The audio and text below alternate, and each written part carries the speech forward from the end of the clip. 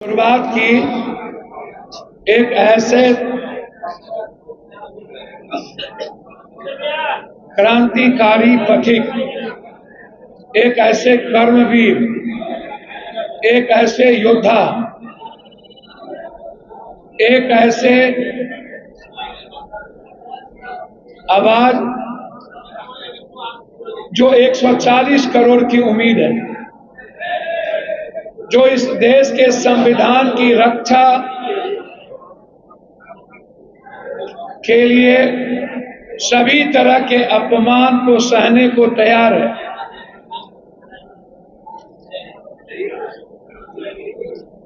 मैं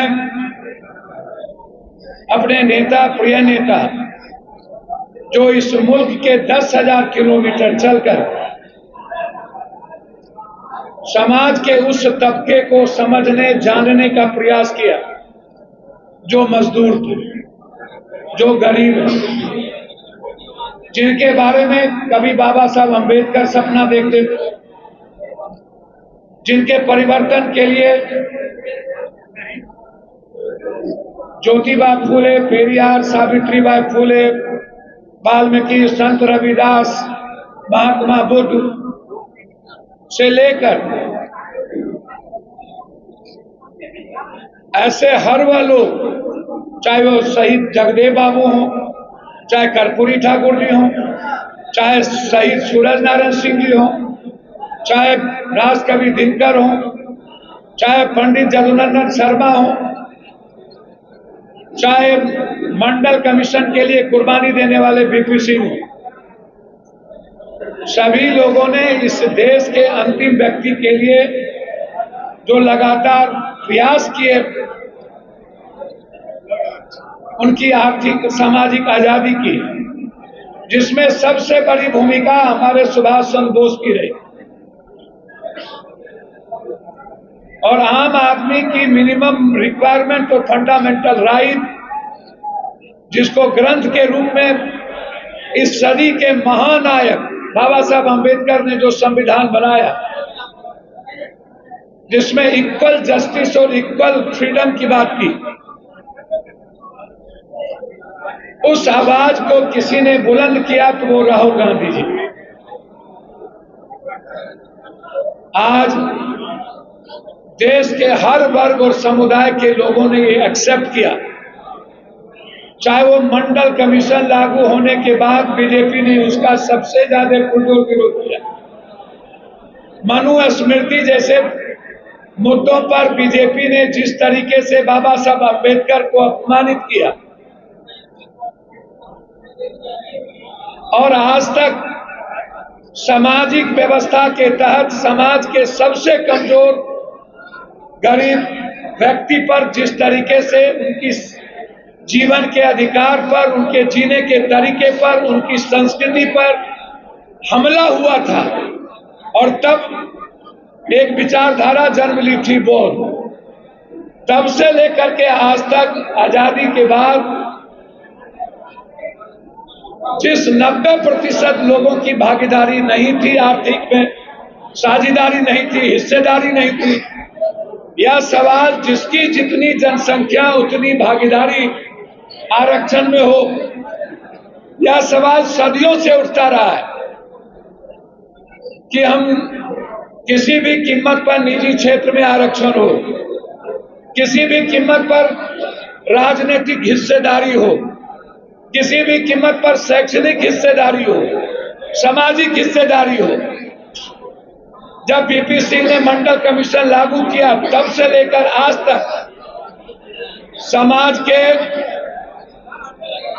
लोगों को, और राहुल गांधी जी के आने के बाद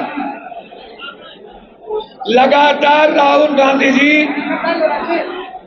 इस देश के अंतिम व्यक्ति की हिस्सेदारी की बात कर रहे हैं, अंतिम व्यक्ति की राजनीतिक भागीदारी की बात कर रहे हैं, अंतिम व्यक्ति की साझेदारी की बात कर रहे हैं, और यह एक ही आवाज है, वह है राहुल गांधी जी। और एक ऐसी कांग्रेस पार्टी जो 10,000 किलोमीटर चल के आम आदमी की पार्टी बनाने का प्रयास हमारे नेता राहुल गांधी ने किया। आज एक उम्मीद जगी है इस देश के गरीबों, मजदूरों की, किसानों की, महिलाओं की, बेरोजगारों की, पलायन करने वालों की, कि यदि मुझे आर्थिक आजादी की हिस्सेदारी मिल सकती है तो उसकी आवाज राहुल, यदि मुझे शैक्षणिक आजादी मिल सकती है तो राहुल गांधी, यदि मुझे राजनीतिक हिस्सेदारी मिल सकती है तो राहुल गांधी। यह सवाल आज बहुत बड़ा है।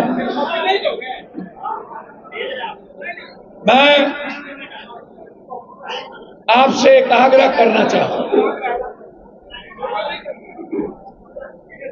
कि इधर यदि बाघ का खाल पहन ले तो शेर नहीं होता।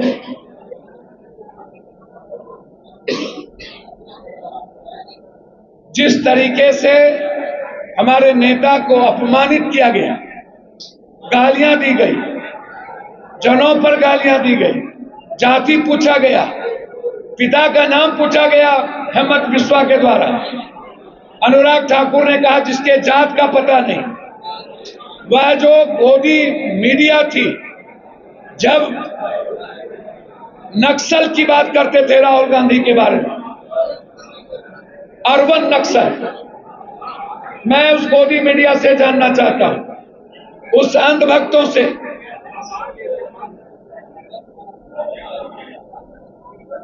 क्या आप अर्बन नक्सल नरेंद्र मोदी जी से को नहीं कहेंगे? क्या आप मोदी जी की जाति नहीं पूछेंगे?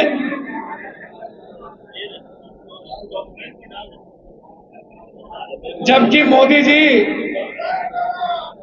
का ये वही जुमलेबाजी है जैसे पाकिस्तान का पानी रोक दिया गया और एक बूंद पानी नहीं रुका, जैसे चुनाव में जुमलेबाजी थी, वैसे ही यह जाति जनगणना मोदी जी की गलतियों को और मोदी जी की 56 इंच की सीना को,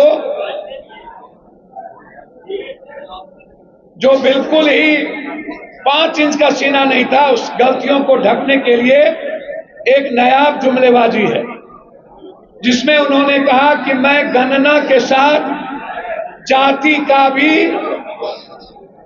नाम पूछूंगा, जाति पूछूंगा। उन्होंने यह बात नहीं कही जो हमारे नेता राहुल गांधी जी ने कहा है कि हम जो तेलंगाना में जाति जनगणना किए हैं, इस देश में मुझे वही जाति जनगणना चाहिए। राजनीतिक भागीदारी, शैक्षणिक आजादी, हर तरह की आजादी में उनकी भूमिका हो जो भारत को बनाने में जिसकी भूमिका सबसे ज्यादा। और मोदी जी ने इन बिंदु पर कुछ नहीं कहा। हॉटलाइन तो बना लेकिन डेडलाइन नहीं बनी। ना डेडलाइन है, ना ही राहुल गांधी जी के सपनों की वो बात है। इस देश के लोग चाहते हैं इस देश में जिसकी जितनी जनसंख्या हो उस अनुपात में आरक्षण दिया जाए, जिसकी जितनी जनसंख्या हो उस अनुपात में राजनीतिक हिस्सेदारी हो, चाहे ईबीसी है, चाहे एसटी एससी हो। जो ओबीसी के नेता यह कहते हैं कि हमारी जीत है, मैं उनसे कहना चाहूंगा, राहुल गांधी जी ने जिस तरीके से बिना डर के, बिना किसी राजनीतिक स्वार्थ के आज गाली सुनकर, अपमान सुनकर के 90% लोगों के लिए मरने का जज्बा रख गए।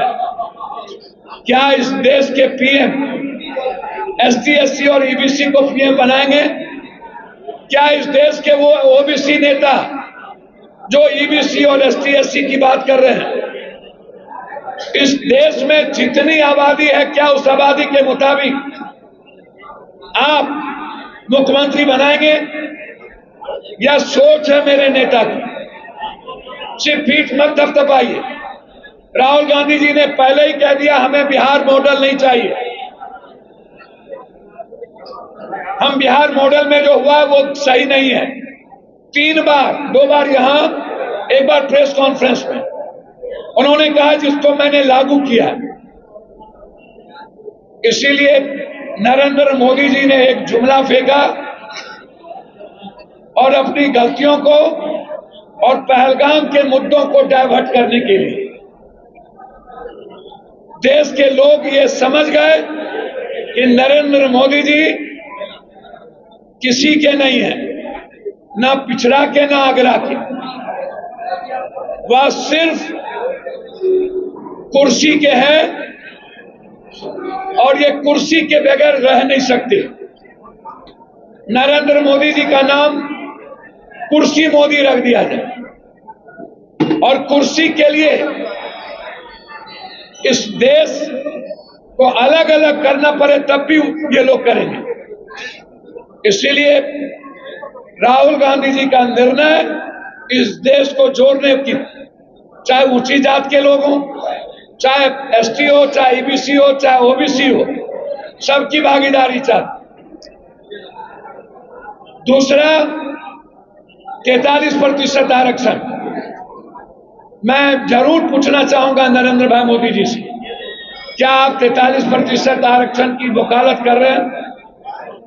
क्या आप 70% निजी क्षेत्र में आरक्षण की वकालत करेंगे? क्या इस देश की जो मैट्रिक और इंटर की हुई लड़कियां हैं जिस जात का, क्या उन्हें निजी क्षेत्र में आरक्षण की आप वकालत करेंगे? कि हमें लड़कियों को, महिलाओं को सम्मान देना है, उन्हें गरीब नहीं बनाना, मजदूर नहीं बनाना।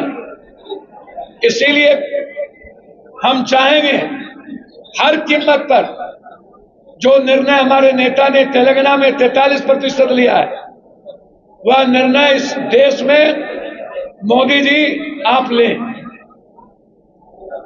तीसरी चीज, आज पूरे बिहार के वरिष्ठ नेता, जनप्रतिनिधि जो इस देश के लिए एनडीए को लोकतंत्र और संविधान के लिए खतरा समझती है, आज उसकी एक बड़ी बैठक हुई। उस बैठक में जो पहले से हमारी पार्टी का विलय कांग्रेस और हमारे नेता राहुल जी और प्रियंका गांधी के आदेश पर किया गया, आज उसकी सहमति और मुहर के साथ कि कांग्रेस के हर निर्णय के साथ हमारे नेता आदरणीय राहुल गांधी जी का जो भी, हमारे प्रभारी अलारू जी और हमारे प्रदेश अध्यक्ष और कांग्रेस का जो भी निर्णय होगा, एनडीए को इस देश से भगाने में, इस देश की रक्षा के लिए, संविधान के लिए लड़ने में एक अनुशासित सिपाही के तरह आने वाले विधानसभा के चुनाव में पूरी ताकत के साथ हर जिले में हम लोग इंडिया गठबंधन को मजबूत करेंगे। हमारे साथियों ने यह भी निर्णय लिया कि कांग्रेस बिहार में बहुत ही मजबूती के साथ, आत्मनिर्भरता के साथ आगे बढ़ रही है। कांग्रेस को ना किसी की सलाह की जरूरत और ना किसी बैसाखी की जरूरत। कांग्रेस हमेशा आत्मनिर्भर होकर के आगे बढ़ा है। कांग्रेस ही एक पार्टी है जो सभी जाति धर्म की भागीदारी की बात करता है। वो पीठ में छुरा नहीं भोंकेगा, वह विश्वासघात बीजेपी के तरह नहीं करता है। वह बिल्कुल एक आवाज है, वह है देश की आवाज, वह है संविधान की आवाज, वह है लोकतंत्र बचाने की आवाज, वह है आर्थिक आजादी की आवाज, वह है इस देश के महिलाओं की आवाज, वह है इस देश के बेरोजगारों की आवाज, वह है इस देश के भ्रष्टाचारी और माफियाओं को खत्म करने की आवाज, वह इस देश की एजुकेशन और हेल्थ को हर घर में पहुंचाने की आवाज, आम आदमी की खुशियों की आवाज है कांग्रेस। उस कांग्रेस के संकल्प के साथ हम लोग एक बड़ी रैली, जब कांग्रेस का निर्णय होगा तो गांधी मैदान में, साथ साथ आज से कांग्रेस के हर कार्यक्रम में, हर तरह के संगठनात्मक निर्णय में जो हमारे नेता, हमारे अध्यक्ष, हमारे साथी, हमारे छात्र विंग, युवा विंग, महिला विंग, युवा शक्ति, किसान, सभी प्रकोष्ठ के साथी कांग्रेस को मजबूत करने के लिए एक संकल्प और निर्णय के साथ आज से दूध मिश्री के तरह राहुल गांधी के विचारों को घर घर पहुंचाने का निर्णय लिया गया। और हम लोगों ने एक रिजोल्यूशन लिया कि कांग्रेस किसी भी घटक से ज्यादा मजबूत है, चाहे कोई हो। आज भी गांव में कांग्रेसी लोग हैं, इसलिए कांग्रेस को कम से कम 100 सीट पर लड़ना चाहिए। कांग्रेस की हिस्सेदारी बराबरी की हो, कांग्रेस की भागीदारी बराबरी की हो, कांग्रेस की साझेदारी बराबरी की हो, क्योंकि कांग्रेस का वर्कर जब हम लोग एक हो चुके हैं तो किसी भी घटक दल से ज्यादा मजबूत है और ज्यादा संकल्प के साथ आगे बढ़ रहा है। हम लोगों ने रिजोल्यूशन लेके प्रभारी जी को आज सारे वर्कर का, सारे पार्टी पदाधिकारी का, सभी प्रकोष्ठ का दे देंगे और आज से ही एनडीए की जीत के लिए संकल्प, इंडिया की जीत के लिए संकल्प के साथ, इंडिया की जीत के लिए संकल्प के साथ कांग्रेस के हमारे नेता जो निर्णय लेंगे उसके साथ मजबूती के साथ खड़े होकर इंडिया को बिहार से खत्म करेंगे, एनडीए को बिहार से खत्म करेंगे और इंडिया गठबंधन को मजबूत करेंगे। यह एक वैचारिक निर्णय हम लोग लेकर कांग्रेस पार्टी के अध्यक्ष को, कांग्रेस पार्टी के प्रभारी को और कांग्रेस पार्टी के जीएस को यह निर्णय हम लोग सौंप देंगे। आगे कांग्रेस के निर्णय के साथ हम लोग चलेंगे। आपने कहा कि कांग्रेस में जाएंगे, लेकिन नेता आप लोगों से एसपी को मानना पड़ेगा।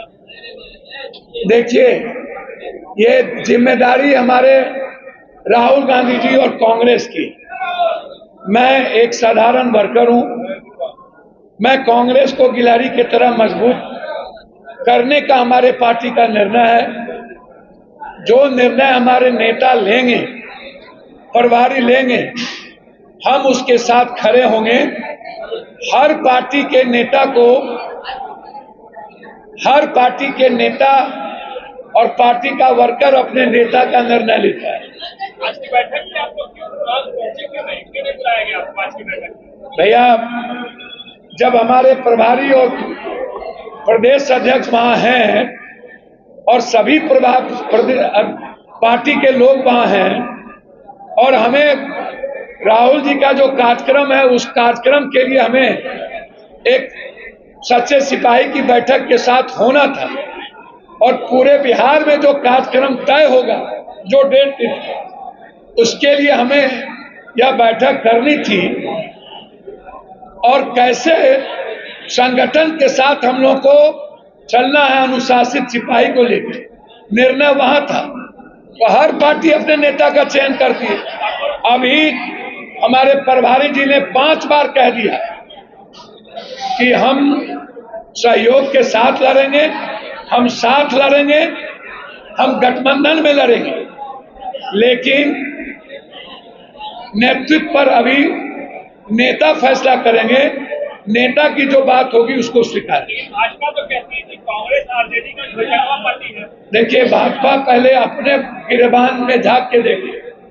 वो उत्तर प्रदेश में पटेल, वह उत्तर प्रदेश में कौन, राजभर, निषाद जी, यहाँ पर मांझी जी डगरा के बैगन की तरह भाजपा खुदे है और बिना नीतीश कुमार के भाजपा का कोई वैल्यू है ही नहीं, वो सुन पर है। नीतीश कुमार को अलग कर दीजिए तो भाजपा भी बिहार में सुन पे चला जाए। इसलिए सूप बाजे तो बाजे, चलनियों बाजे, भाजपा सूरज को दीप दिखाएंगे। ये निर्णय नेताओं का पप्पू यादव नहीं ले सकता, लेकिन मैं ये जरूर मानता हूं कि कांग्रेस की हिस्सेदारी भागीदारी बराबरी की हो। हमारी पार्टी को, हमारे साथियों का ये निर्णय है और अधिक से अधिक सीट कांग्रेस बिहार में तो लड़े ही, चाहे नॉर्थ हो या साउथ, कांग्रेस ही सब जगह है, चाहे औरंगाबाद हो या शाहबाद। लेकिन सबसे ज्यादा सीट सीमांचल, कोसी और मिथिलांचल, मोतिहारी से लेकर सीतामढ़ी से लेकर के गंगा के किनारे खगड़िया, भागलपुर, मुंगेर तक, या हमेशा से कांग्रेस की जमीन रही है। हमारा आग्रह है और घटक को भी समझनी चाहिए कि यह जमीन कांग्रेस की है, आपकी नहीं है। चल कोसी मिथिलांचल में कांग्रेस को 80% सीट लड़ना चाहिए। लेकिन जी चाहिए। देखिए, अपना आपका सुनिए, हम ना उनके प्रवक्ता हैं। कैसे एडजस्ट हो पाएगा ये देखिए, कांग्रेस अपनी पार्टी की बात करेगा और अपने संगठन की बात करेगा। मुकेश जी डिप्टी सीएम बने, हम तो कहते ही हैं ईबीसी और एसटी एससी मुख्यमंत्री बन जाए। कांग्रेस की सोच में तो ईबीसी एसटी एससी ऊपर है ही। हम तो ईबीसी की सीट को चाहेंगे कि आप चिन्हित करके आप उसको वहां पर ईबीसी के अलावा कोई न लड़े। पप्पू यादव की, अच्छा आप एक बात बताइए, तेजस्वी यादव जी को निर्णय होगा गठबंधन का मुख्यमंत्री बनने का और उनके भाग और किस्मत में लिखा होगा तो पप्पू यादव स्वीकार नहीं करेगा क्या? लेकिन हमसे पप्पू यादव से आप पूछिएगा तो हम अपनी ही पार्टी की बात करेंगे ना। हम बात करेंगे कांग्रेस की, और कांग्रेस की सोच में एसटी एससी और ईबीसी सबसे ऊपर है। ये आप लिख लीजिए। जाप के नेताओं को विलय कब होगा कांग्रेस? सर, जाप का नेता जब पार्टी मर्ज कर गई थी भैया, विलय ऑलमोस्ट है। हमारे नेता को बस जिस दिन प्रभारी जी निर्णय लेंगे उस दिन लाखों की भीड़ और एडजस्टमेंट हो गया, खत्म है बात। सर, आप जनसंख्या के आधार पर आरक्षण देने की बात कर रहे हैं। हाँ, लेकिन रोहिणी आयोग की जो रिपोर्ट है उसके अनुसार कहा जा रहा है कि खास जातियां हैं बैठ के मलाई खा रही है। तो आप मंडल, देखिए, मैंने आपको पहले भी कहा, यादव की संख्या 17% और उसकी आर्थिक, सामाजिक, शैक्षणिक आधार है मुसहर जाति के बराबर। अभी जो जनगणना हुआ मैं उसकी बात कर रहा हूं, और पूरे देश में यादव कहीं नहीं है।